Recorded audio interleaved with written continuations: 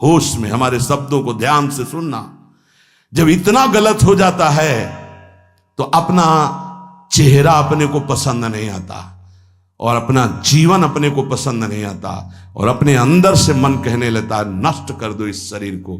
फिर वो जो आगे की लीलाएं होती है, अच्छा ऐसा हुआ, फांसी लगा ली, जहर खा लिया, ये कर लिया, वो कर लिया। यदि तुम परमार्थ के पथिक हो, ये तीन बातें नहीं है तो तुम्हारा पतन हो चुका है। हमारा मन भजन में लेकर, होटलों में खाओगे, भजन में मन लगेगा, अशुद्ध आहार करोगे, मनमानी व्यभिचार प्रवृत्तियों का दर्शन, संभाषण और क्रिया करोगे और तुम्हारा मन सच्चिदानंद प्रभु में लग जाएगा। तमाशा समझा है, तमाशा समझ लिया अध्यात्म में मन को लगाना। अपनी दिनचर्या में इतना पावर है कि जहर भी समन हो जाएगा। मीरा जी का समन हो गया ना। अगर नियम है 1:45 बजे उठने का, स्नान का, तो 1:45 बजे ही उठना चाहिए, 2 नहीं बजना चाहिए। अपने पास सामर्थ्य होने पर नीचापमानम सुधा, वो नीच है, हम उस पर शासन कर सकते हैं, पर उसके द्वारा किए हुए अपमान को सह गए और अंदर से मनाया भगवान तुम्हें सुखी रखे, स्वस्थ रहो। जिसका इंद्रिय मनोनिग्रह युक्त समय व्यतीत होता है भगवत चिंतन में, वो महापुरुष है। अभी वर्तमान में ही है, चिंता मत करो, स्थिति जागृत होने में देर नहीं। सच्ची सच्ची तुम में बहुत सामर्थ्य है, जागो। अगर झुक गए तो रौंद दिए जाओगे। ये 8 बातें भगवत भक्त अपने जीवन में जांच ले कि है कि नहीं है, अगर ना हो तो धारण कर ले। पहला है, संत महापुरुष आपके जीवन में है कि नहीं, ये जांच करनी है। देखा है हमने, अगर किसी संत को आदर्श मानकर आप नहीं चल रहे हो तो दिमाग को खसकते हुए देखा, खसक गया है दिमाग। वो मनमानी आचरण केवल सिद्ध बनने के लिए कर रहे हैं। उनके आचरण ऐसे कि भोले भाले लोग ये समझे कि ये तो सिद्ध है। और जानते हो सिद्ध किसे कहते हैं? ब्रह्म भूता प्रसन्नात्मा न सोचति न कांक्षति समः सर्वेषु भूतेषु मद भक्तिम लभते पराम निर्माण मोहाजित संग दोषा अध्यात्म नित्या विनिवृत्त कामा द्वंद्व विमुक्ता सुख दुख संगई गच्छन्त मूढ़ा। ये स्थिति आनी चाहिए। पूरा कोरा जैसे नाटक मंच पर नाटक किया जाता है ना, पूरा दिखाई देता है, पूरा नाटक। क्यों? क्योंकि कोई डांटने वाला नहीं है, कोई आदर्श नहीं है महापुरुष जीवन में। जो मन में आवे सो बोलो, जो मन आवे सो नाटक करो, तो 100 200 500 लोग भोले भाले जिनको ककहरा नहीं आता परमार्थ का, वो कह देते मेरे भगवान, मेरे सिद्ध योगी, मेरे महापुरुष मिटिया मेट कर देते हैं। बात तो तब समझ में आवे जब रसिक जन पास करे, गुरुजन पास कर दे। अपने मन से कुछ नहीं होता, जिसे महापुरुष पास कर दे वही होता है। संत महापुरुष कहे ठीक चल रहे हो, ठीक है, या वो मौन स्वीकृति दे दे, ठीक है। अपने मन से सिद्ध बनने पर सिद्ध थोड़ी कोई हो जाता है। जीवन में तुम्हारे संत हैं कि नहीं, बस इतनी बात देखो। अब एक भगत जी आए थे, अपने लोग तो सबका आदर ही करते हैं। उनका दिव्य रूप से हनुमान जी हमारे सामने प्रकट हुए थे। सच्ची बात कह रहे हैं, जिस समय दिव्य रूप हनुमान जी ने धारण किया तो हनुमान जी महाराज के ही भाई पवन पुत्र भीम कंपायमान थे। भीम जैसे हनुमान जी वैसे भीम, बड़े बड़े पर्वतों को अपनी टक्कर से चूर करने की सामर्थ्य रखने वाले। अभी पैदा ही हुए थे भीम और गोद में लिए हुए माता कुंती चल रही थी। अचानक सिंह निकला, दहाड़ हुई तो गिर गए भीम। तो जिस चट्टान पे गिरे चकनाचूर हो गई चट्टान, और उस आवाज से भयभीत होकर भाग पड़ा सिंह। अभी गोद में बच्चा थे। वो भीम जिस समय प्रार्थना की कि भैया मैं तुम्हारा वो दिव्य रूप देखना चाहता हूं, तो उनका काहे को तुम व्यर्थ में ऐसा तुम नहीं देख पाओगे। तो उनका हमारी लालसा है आपका छोटा भाई हूं तो पट्टहास किया हनुमान जी का वो दिव्य रूप कि कंपायमान होकर कह रहे थे, हे वायुपुत्र, हे पवन पुत्र, तुम अपने रूप का संवरण करो, मेरी सामर्थ्य नहीं। और वो व्यक्ति ऐसे कह रहा, मैं दिव्य हनुमान। हम कह रहे पाखंड मत करो, ठीक से चलो तो ये सब भगवत स्वरूप अनुभव में आ जाएंगे। ठीक से चलो, बड़ा विचित्र स्वरूप है। जब तक जीवन में कोई संत नहीं तो हम ये देख रहे हैं कि वो जीवन या तो पाखंड में सकिल जाएगा और या तो व्यर्थ के चिंतन में फंसा हुआ अपने को मान लेगा कि मैं सिद्ध हूं। आपका शब्द, आपकी दृष्टि, आपकी चेष्टा, तस्मा शास्त्रम प्रमाणम ते, तब सिद्ध माना जाता है। बहुत सिद्धों के दर्शन हुए, गंगा किनारे सिद्धों का हमने कभी नहीं देखा ऐसा प्रमादी। सिद्ध प्रमादी नहीं होता। 95 वर्ष की आयु पूज्य स्वामी श्री ओंकारानंद सरस्वती जी महाराज 4 बजे एक अपने निज जन से कहते, वो स्वेटर पहना दीजिए। बोले स्वामी जी अभी तो धूप है। नहीं, अंदर अभी जाएंगे, चिंतन में विक्षेप होगा, हमारे पास समय नहीं, डाल दो शरीर में। अब इसका एक साधारण शब्द हुआ, इसका प्रभाव इतना पड़ा, इतनी अवस्था में इतने चिंतन परायण की स्वेटर पहनना है ये स्मृति बाधा ना पहुंचा पावे, डाल दो शरीर में। कितना सूक्ष्म। बड़े बड़े महापुरुषों को देखा है, अपने ब्रज के प्रेमी जनों को और ब्रह्मबोध संपन्न दोनों महापुरुषों को, किंचन मात्र कहीं भी कोई भी शास्त्र विपरीत शब्द नहीं, 1 सेकंड की चेष्टा नहीं पाई शास्त्र विरुद्ध। और यहां शास्त्र में है ही नहीं, हो वैसे सिद्ध हो रहे हैं। क्यों? क्योंकि जीवन में किसी आदर्श महापुरुष का अंकुश नहीं। अगर किसी संत का भय तुम्हारे जीवन में नहीं है तो ये माया रौन देगी, पक्का समझ लीजिए। कोई महापुरुष तुम्हारे ऊपर अंकुश लगाने वाला हो तो इसीलिए जो देहाभिमानी जी होते भाग पड़ते हैं, क्योंकि उनकी सिद्धावस्था में वो बाधा पहुंचाएंगे। गुरुजन असली सिद्ध बनो, नाटक नहीं, तो भाग पड़ते हैं। और जो गुरुजनों की शरण में रहता है वो परिपक्व भगवत प्राप्त महात्मा बन जाता है। इसलिए पूज्य बाबा कह रहे, पहला, किसी महापुरुष का अनुशासन है कि नहीं। प्रगट में अनुशासन जरूरी है, प्रगट में अनुशासन जरूरी है।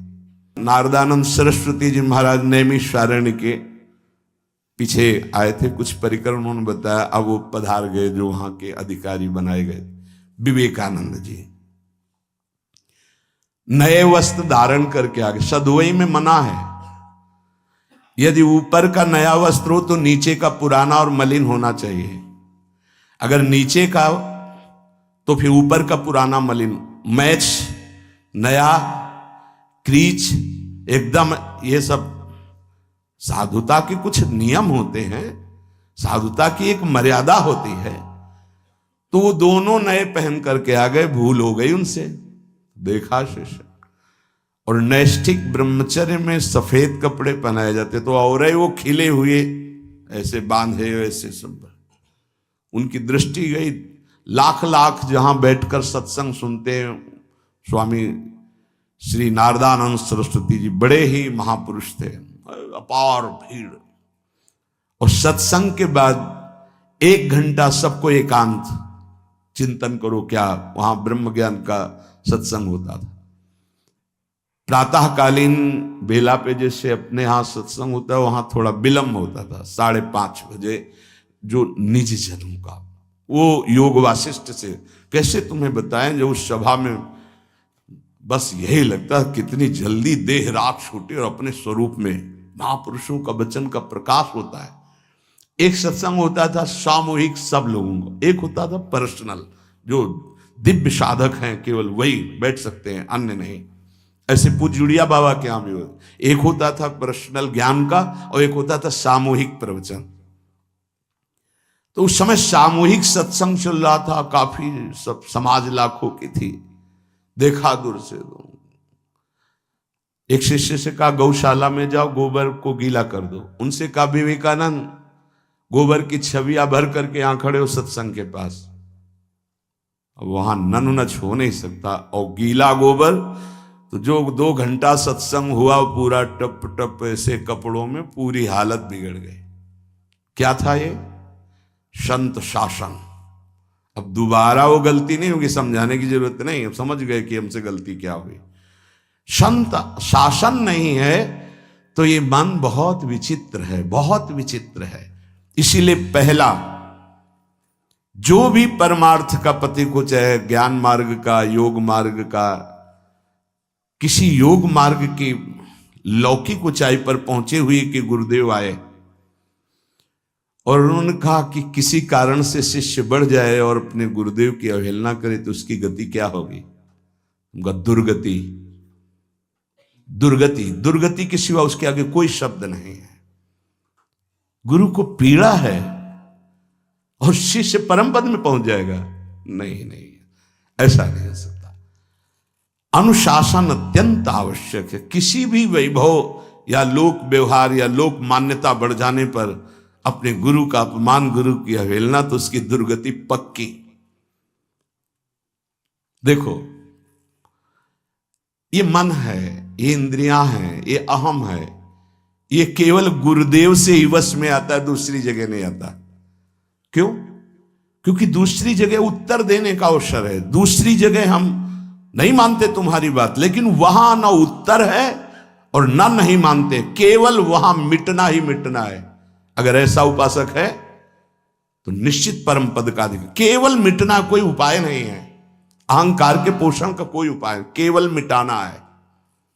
रो लो, चिल्ला लो, जो तुम्हें करना है कर लो, आना तुम्हें इसी मार्ग में पड़ेगा, दूसरा कोई रास्ता नहीं। बलिहारी घेर करके नष्ट कर देते हैं हमारे मन की मनमानी को, हमारे अहंकार को। इसलिए जीवन में प्रगट में जिनके जीवन में संत हैं और वो स्वीकार करते हैं उनका अनुशासन, उन्हीं का जीवन प्रकाशित होता है, पक्का समझ लेना। दूसरा, भागवतिक मार्ग में चलने वाले उपासक को सांसारिक पुरुषों की मित्रता करके उनकी संगोष्ठी में नहीं बैठना चाहिए। इस बात को बहुत अच्छे से समझ लो। सांसारिक पुरुषों की जो वृत्तियां होती हैं उनमें बड़ा आकर्षण होता है भोगों का, प्रपंच का।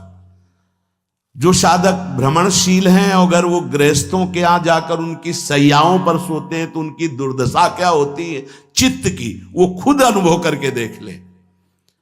आज तो शास्त्रीय पद्धति को समझा ही नहीं जा रहा। जब बड़े बड़े सुभट गंगा किनारे त्याग, वैराग्य, ज्ञान के मिले ना, तो आगे का रास्ता खुलता चला गया। सांसारिक पुरुषों के समुदाय में बैठना था। वो तुम्हें भगवान कहेंगे, ईश्वर कहेंगे, अवतार कहेंगे, उनको कुछ ज्ञान नहीं। आप मान बैठेंगे अपने को भगवान, अपने को ईश्वर, अपने को अवतार मानेंगे, तो आप जो अवतार है ना, ईश्वर है ना, भगवान है, उनसे विमुख हो जाएंगे। यहां जो भी अवतरित हुए हैं भगवत पार्षद, वो सदैव दैन्य ही रहे हैं। आप देख लीजिए, उच्च कोटि के महापुरुष चाहे जितनी ऊंचाई पर चढ़े हों, सदैव भगवान की ही स्थापना की है। भगवान के नाम की, रूप की, लीला की, धाम की, भगवत महिमा की स्थापना की है, अपनी नहीं, अपने पार्थिव शरीर की नहीं। ध्यान रखना, जितने महापुरुष प्रकट हुए भगवान की स्थापना की। अगर हम संसारिक पुरुषों का संग करेंगे तो कई तरह से हानि हो जाएगी। सत्संग हो रहा है, बस इतने जो चाहो बैठ जाओ। हमारा पर्सनल एकांतिक केवल गुरुदेव से संबंध है और उनके द्वारा बताई हुई उपासना में हमारा समय व्यतीत होना चाहिए। कोई हमारा मित्र नहीं होना चाहिए, अलग से संगोष्ठी नहीं होनी चाहिए विषयी पुरुष की, सांसारिक पुरुष की। तीसरा, किसी भी अपनी निंदा करने वाले के प्रति कभी भी बुरा व्यवहार बर्ताव नहीं करवाना चाहिए, क्योंकि भगवान प्रेरित करते हैं निंदा करा करके महान बनाने के लिए। ये शब्द याद कर लो। जब तुम्हारी निंदा होने लगे, प्रतिकूलता होने लगे, विपत्ति आने लगे, संकट सताने लगे, तो जान लेना कि तुम्हारी अध्यात्म की भूमिका उठने वाली है, पक्का। ये अध्यात्म की भूमिका उठना बहुत कठिन होता है। अध्यात्म का प्रवचन कर लेना बहुत सरल होता है, नहीं? हाँ, चमड़ी को चिकनी करके और अध्यात्म का प्रवचन करने में कोई कठिनता नहीं, लेकिन चमड़ी और दमड़ी का राग मिटा दे, फिर अध्यात्म की तरफ चले, ये किसी फक्कड़ महात्मा का कृपा पात्र ही होगा जो फकीर होगा, जिसने विश्व की समस्त भोग वासनाओं को रौंद करके अपने स्वरूप में स्थित हो गया। ऐसे महात्मा के संग के बिना अध्यात्म का रंग नहीं चढ़ सकता, और देखने को मिल रहा है। जब तक हमें अध्यात्म का परिचय नहीं है तब तक कहीं भी हम राजी हो जाते हैं। अरे राजी होने को तो टाकीज के सामने देखो जाके, हजारों की भीड़ लगती, लाइन में खड़े होते हैं, पैसा देते हैं, और क्या देखने जाते हैं? झूठा तमाशा। उनको आप क्या कहोगे? ज्ञानी कहोगे? सत्संगी कहोगे? भीड़ का इकट्ठा हो जाना कोई अध्यात्म का चमत्कार नहीं होता। तो अध्यात्म का चमत्कार तो अंतर की वृत्ति का परिवर्तन हो जाना होता है। नहीं तो अगर एक नृत्य करने लगे ना तो हजारों उसको देखने खड़े हो जाते हैं। फिर 14 संगीत बज रहे हैं, फिर इसके बाद अगर हजारों ये बैठे मनोरंजन कर रहे हैं तो इनका कोई महत्व तो नहीं। अगर एक महात्मा कह देता है कि तुम वास्तविक भगवत मार्ग के पथिक हो तो धन्य हो गया जीवन, और 1 करोड़ लोग कह दें कि परमार्थ का पथिक है तो मान्यता नहीं मानी जाएगी। ये अध्यात्म है, अध्यात्म। इसीलिए कह रहे हैं कि सांसारिक पुरुषों की संगोष्ठी में रति न करे। तीसरी, अपनी जब कोई निंदा करे तो उसका भला जरूर मना देना, बुरा मत मना देना, नहीं तो अध्यात्म छूट जाएगा। अपने पास सामर्थ्य होने पर नीचापमानम सुधा, वो नीच है, हम उस पर शासन कर सकते हैं, पर उसके द्वारा किए हुए अपमान को सह गए और अंदर से मनाया, भगवान तुम्हें सुखी रखे, स्वस्थ रहो, और कभी भी हम आपका विरोध नहीं करेंगे। जब अवसर मिले तब फिर हमारी निंदा करना। भगवान तुम्हें स्वस्थ रखे, तुम्हारा कभी अमंगल न हो। ध्यान रखना, अध्यात्म। चौथा, अपने मुख से कभी किसी की निंदा ना करना। निंदा व्यक्तिगत नाम लेकर के की जाती है, सिद्धांत सार्वभौम वर्णन होता है। जैसे यहां हम कह रहे हैं, वो निंदा सिद्धांत के विपरीत आचरण में जो चलते हैं उनकी है। कौन है? नाम नहीं है, रूप नहीं है। सिद्धांत में चलना एक ये मार्ग, सिद्धांत से बिलक चलना ये पाखंड है। पाखंड और दंभ की निंदा होती, और सत्य की कोई निंदा करे तो वो प्रकाशित होता है। सत्य निंदा से ढकता नहीं। जैसे कोहरा थोड़ी देर के लिए सूर्य को ढकने का नाटक कर सकता है, लेकिन सूर्य जब प्रकाशित होगा तो कोहरे की धज्जियां उड़ जाएंगी। 5वां, मान लेने की इच्छा का त्याग करके अपने समीप जो भी आवे, छोटा बड़ा सबको प्यार और मान देना। ये 8 अच्छे उपासक में सब लक्षण पाए जाते हैं। दूसरों को मान देने का स्वभाव रखना, चाहे छोटा बच्चा ही क्यों न हो। ये नहीं कि धनी मानी बड़ा आकर के धन राशि दे रहा है तो उसका सम्मान हो रहा है, और छोटा प्रणाम कर रहा है उसकी तरफ देखा भी नहीं जा रहा। नहीं, बच्चे से लेकर कोई भी सबको एक ही प्यार की दृष्टि से देखना, भगवत भाव से देखना। अपने को मान रहित और दूसरों को मान देने का स्वभाव बना देना। 6वां, अपनी इंद्रियों को सदाचार परायण रखना। इंद्रियां इस सदैव व्यभिचार की तरफ भागती हैं। नेत्र व्यभिचार दोष, बार बार दूसरों के प्रति देखना आकर्षणकारी, कैसा भी दोष अंदर का भाव हो, नेत्र दोष। दूसरों की बातें सुनना, श्रवणेन्द्रिय दोष। वाणी से दूसरों की चर्चा करना, वाणी। ऐसे हर इंद्रिय अपने व्यभिचार में जाना चाहती है। सदाचार परायण उपासक होता है। कल की बात है, कल चिंतन हो रहा था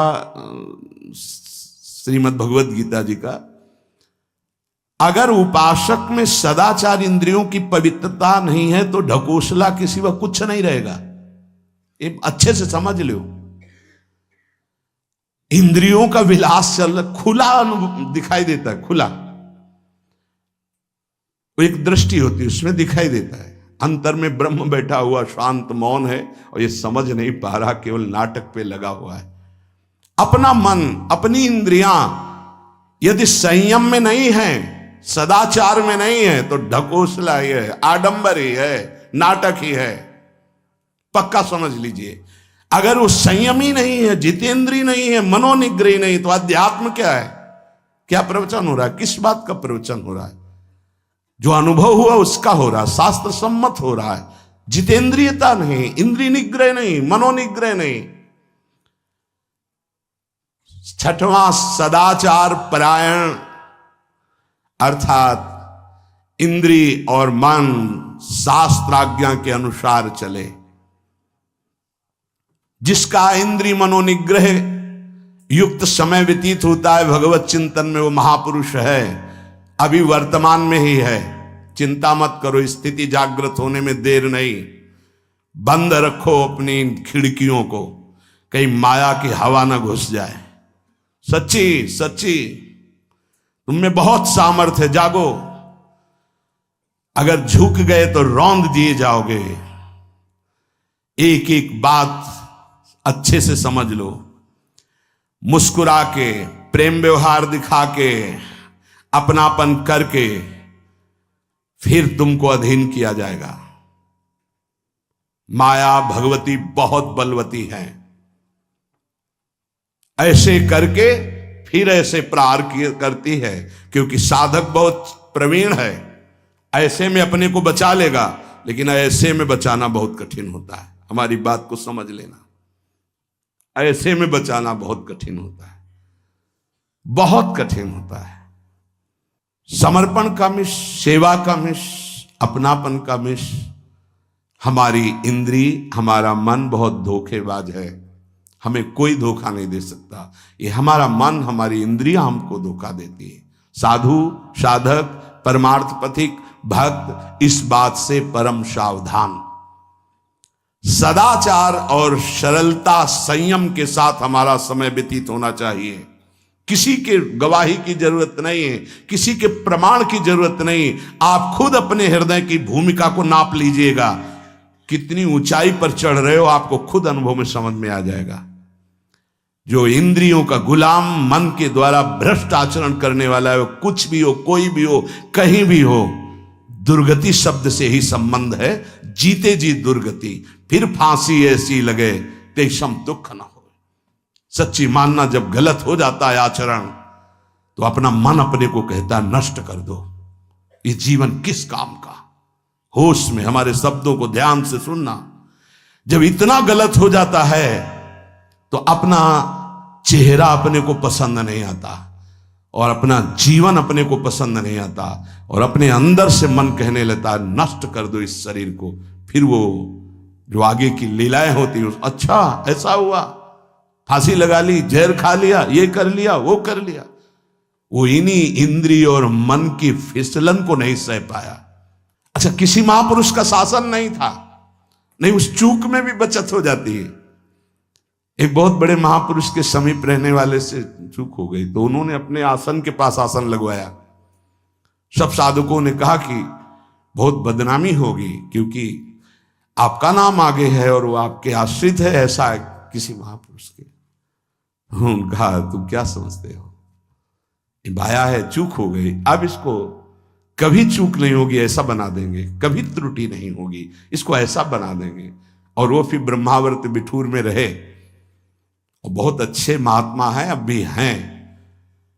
अगर संत का शासन है और आपसे चूक भी हो जाती है, तो ऐसा बना देंगे कि दोबारा चूक नहीं होगी। पर इंद्रिय और मन को छूट देकर मनमानी आचरण करने वाला कभी साधक नहीं हो सकता, पक्का।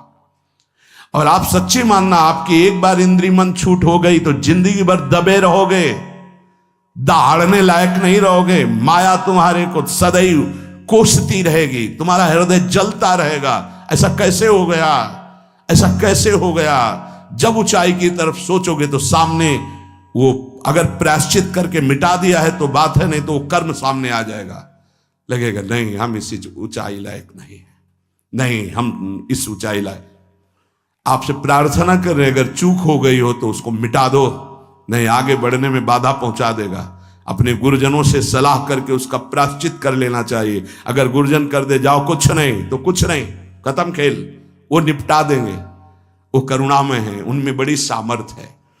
पर छठवां सूत्र, सदाचार संयम जितेंद्रियता मनोनिग्रह साधक में होना ही चाहिए। जो साधक एकांत में मनोरंजन करके अपने जीवन को नष्ट कर रहे हैं, अच्छा होता गृहस्थ धर्म में रहते, बाल बच्चे पैदा करके मेहनत करके धर्म पूर्वक कमाते और समाज की सेवा करते। यदि अखंड ब्रह्मचारी वैराग्य मार्ग के पथिक हो तो चूक ना होने पावे प्रार्थना करते हैं। इंद्रियों को शिथिल ना होने देना, मन को शिथिल मत होने देना, नहीं तो ऐसा बंधन ये बांध देते हैं कि बड़े बड़ों को सर झुकाकर चलना पड़ता है, रौंद देती है माया। ध्यान रखना, सर उठाने लायक नहीं रह जाता। अगर इंद्रिय जन्य भोगों का आकर्षण नष्ट कर दे तो अपना मन अपने को जलाता रहता, धिक्कार देता रहता। कैसे हो गया ऐसे? तो कैसे हो गया? कीन हो इसका वहू अभिमाना, सुख हो वंचा कृपा निधाना। कहीं अभिमान हो गया कि मैं ब्रह्मचारी हूं, मैं जितेंद्री हूं, मैं मनोनिग्रही हूं, तो ठाकुर जी ने दाना फेंक दिया, देख भला मनोनिग्रही है तो मत चुन। लेकिन कृपा पात्र साधक पुनः अपने आप को सावधान करके सदाचार में ही स्थित रहे। आज सदाचार को समझा ही नहीं जा रहा कि सदाचार है क्या। सातवां, किसी भी पद को साधक कभी स्वीकार न करे। समाज में बड़े पद मिलते हैं, यहां भगवत प्राप्ति की वार्ता हो रही। किसी भी पद, किसी भी सम्मान को स्वीकार न करें।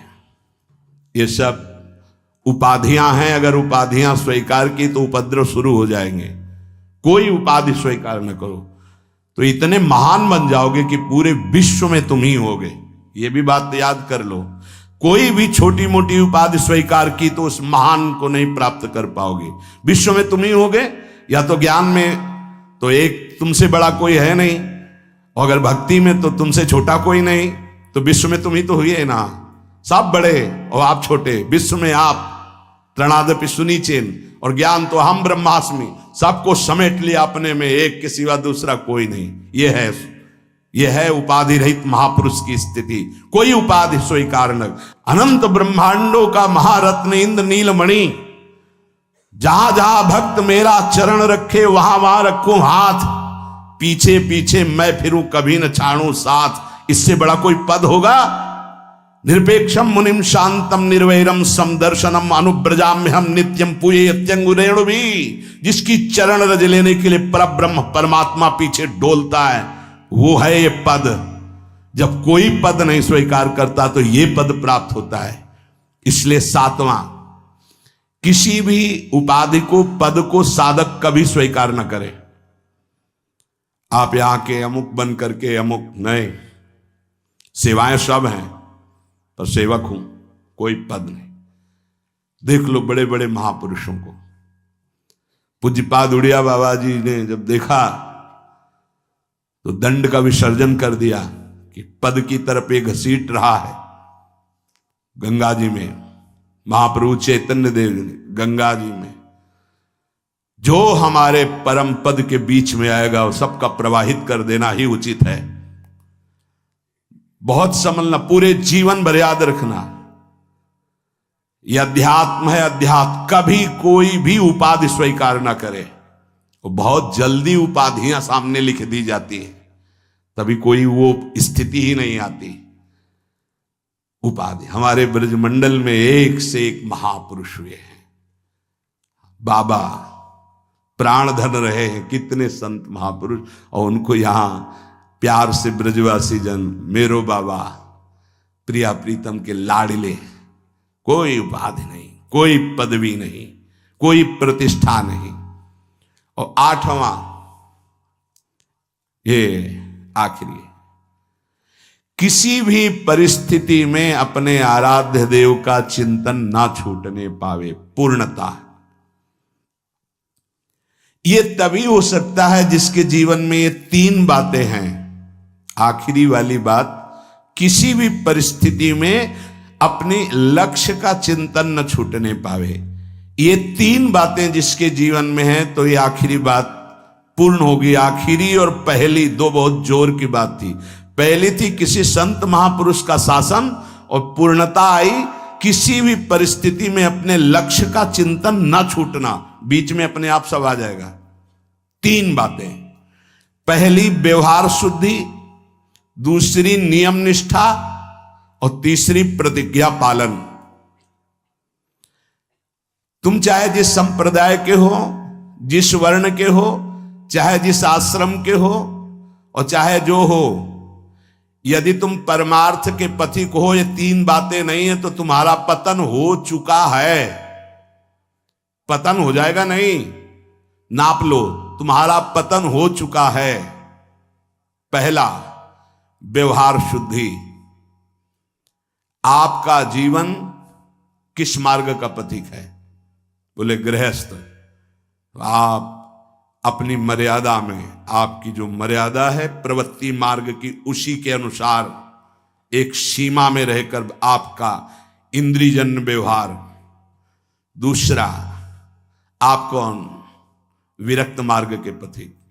अब विरक्त मार्ग के पथिक के बहुत से रास्ते हैं, संन्यास, योग मार्ग, अमुक अमुक अमुक अमुक, लेकिन हर निवृत्ति मार्ग का एक ही उपदेश है, उसका व्यवहार शुद्ध होना, इंद्रिय संयम, मनोनिग्रह। अगर वैरागी होकर इंद्रिय संयम नहीं है, मनोनिग्रह नहीं, तो उसका व्यवहार अशुद्ध है। इसी में सब आ जाएगा, सब कुछ, सारा व्यवहार आ जाएगा। गृहस्थ होकर यदि उस सीमा के अंतर्गत नहीं, बाहर भ्रष्ट है, तो साधक ही नहीं। विरक्त होकर यदि उसका व्यवहार शुद्ध नहीं, देखो चूक हो जाना अलग बात होती, हो गई गलती, सुधार कर लो, पूरे जीवन में पुनरावृत्ति ना हो। हमारी आखिरी श्वास तक भगवत प्राप्ति का रास्ता शास्त्र देता है। अगर आपसे चूक हो गई, अभी तक समय बर्बाद हो गया, अब सुधार लो, अब बना लो। बहुत बड़ी फिसलन माया की है। अगर आपको समझ में आ गया कि अब हमें सुधरना चाहिए, आज से सुधर जाओ, आज से भगवत प्राप्ति हो जाएगी। बड़ा अनुभव हो जाएगा आपको कि पीछे मैं ऐसा, अब आगे चल करके ऐसा भगवत कृपा से हो गया। व्यवहार शुद्धि। व्यवहार शुद्धि, एकांत शुद्ध। एकांत बहुत पवित्र होना चाहिए।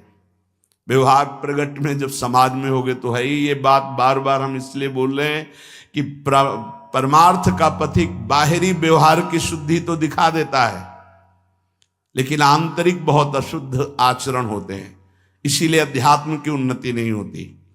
आपका शरीर पवित्र, आपके विचार पवित्र, आपका मन पवित्र, तब आप परम पवित्र भगवान से अपनापन कर पाएंगे। ध्यान रखना, आपका शरीर अपवित्र, आपके विचार अपवित्र, आपका मन अपवित्र, आप ऐसे ही भगवत प्राप्ति कर लेंगे।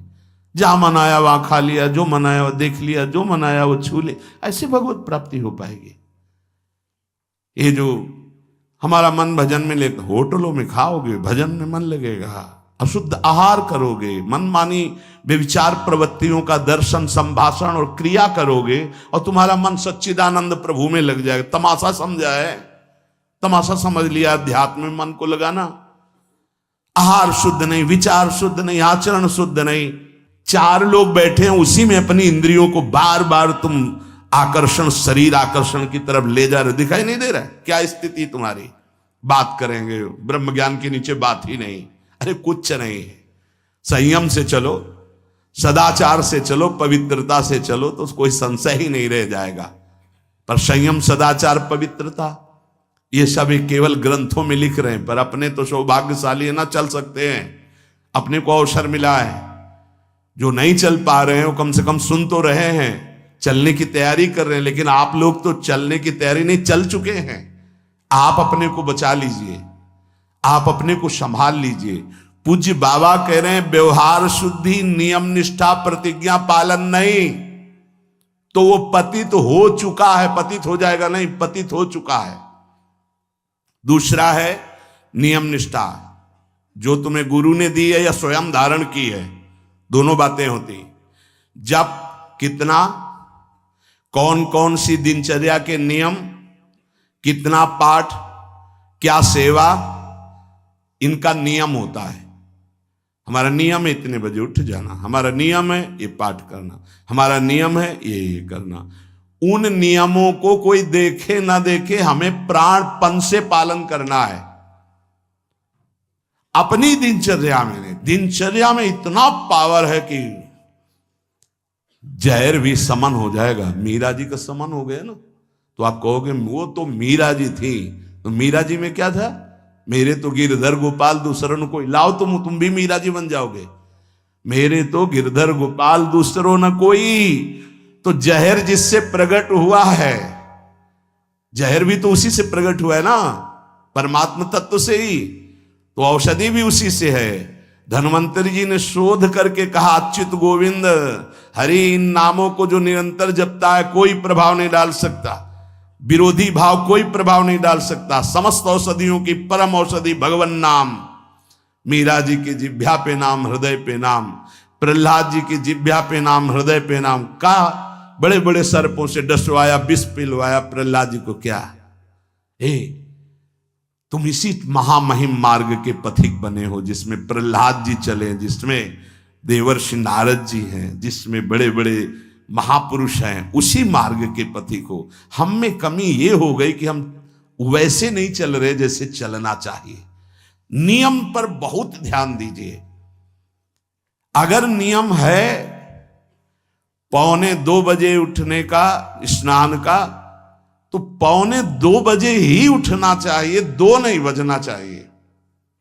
ये नियम में बहुत बड़ी ताकत होती कि आपके नेत्र फट से खुलेंगे, घड़ी में तो 1:45 ही होगा। अपने तो 1:45 तो स्नान करने के लिए निकल जाते। नियम निष्ठा, जप का, पाठ का, श्री जी की सेवा का, ये सब नियम, खान पान, ये सब नियम के। हमारा नियम है हम इतना पाएंगे बस, हमारा नियम हम ये नहीं पाते।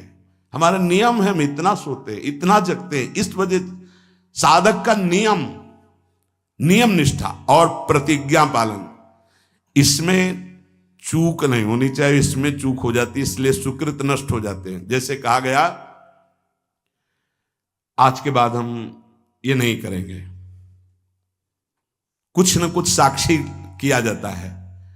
मैं गुरुदेव को साक्षी, मैं आराध्य देव को साक्षी, या मैं इस समय को साक्षी करके कहता हूं, या देवता साक्षी हैं। जैसे भीष्म जी ने कहा, समस्त दिशाएं और लोकपाल समस्त देवता साक्षी हैं, मैं आज नियम लेता हूं, आज जीवन अखंड ब्रह्मचारी रहूंगा। ऐसे कुछ प्रतिज्ञाएं होती हैं जिनको कसम कहते हैं। ये आजकल के लोग सुबह कसम खाए, शाम के तोड़ दिए, या मंगल को खाए, बृहस्पति को तोड़ दिए। इनकी बड़ी दुर्दशा है, सुकृत नष्ट हो जाते हैं, अपने लोगों से बड़ी गलती हो जाती। सहसा कोई प्रतिज्ञा करो मत। हम प्रयास कर रहे हैं, छोड़ देंगे, हम प्रयास करते हैं ऐसा नहीं करेंगे, हम प्रयास करते हैं ऐसा। प्रतिज्ञा अगर ले लो तो ये ध्यान रखो कि आपके पुण्य नष्ट हो जाएंगे यदि प्रतिज्ञा आपने तोड़ दी। कसम, प्रतिज्ञा, ये सब एक ही बात कही जाती है। तृण छू के शपथ पूर्वक मैं कहता हूं कि आज के बाद ऐसा कभी नहीं, या सामने किसी भगवान मंदिर में आज के बाद में ऐसा, या गुरुदेव, अब तो देर नहीं लगता, कसम खा लेते हैं, तोड़ लेते हैं। हमारी प्रार्थना है मत खाना कभी कसम, कसम नहीं खानी चाहिए, प्रार्थना है। आपसे कोई कहता है कसम खाइए, छोड़ दीजिए, नहीं कसम नहीं खाऊंगा, पर प्रयास करूंगा आज के बाद बिल्कुल नहीं ऐसा हो, पूरा प्रयास करूंगा। प्रयास सफल होगा फिर हम आपसे कसम खा लेंगे। अभी हमें कुछ महीने के लिए छूट दीजिए, मैं बिल्कुल नहीं करूंगा, पर कसम नहीं खाऊंगा, प्रयास कर रहा हूं। कसम ऐसे मत खाओ, प्रतिज्ञा ऐसे मत लो। यदि प्रतिज्ञा ले ली तो चाहे प्राण निकल जाए, अब नहीं, ये ध्यान कर लीजिए। अगर 3 बातें साधक में हैं तो परिपक्व अवस्था आने में देर नहीं लगेगी, 8 लक्षण आ जाएंगे। पहला, व्यवहार पवित्र शुद्ध। दूसरा, जितने नियम लिए हैं निष्ठापूर्वक निर्वाह। तीसरा, प्रतिज्ञा करिए मत, तो कर ली प्रतिज्ञा तो जीवन चाहे नष्ट हो जाए प्रतिज्ञा नहीं टूटेगी। जैसे ये प्रतिज्ञा ही है वैराग्य भेष, इसमें कसम खाई नहीं जाती, स्वाभाविक कसम है। अब देख लो इसके निर्वाह का क्या जीवन होता है। ये हर समय हमको याद दिलाता रहता है कि तुम बैरागी हो, विषयी नहीं हो, तुम महात्मा हो, साधारण जीवात्मा नहीं हो, तुम भगवत मार्ग के पथिक हो, तुम सांसारिक मार्ग के नहीं हो। अब बस इस एक प्रतिज्ञा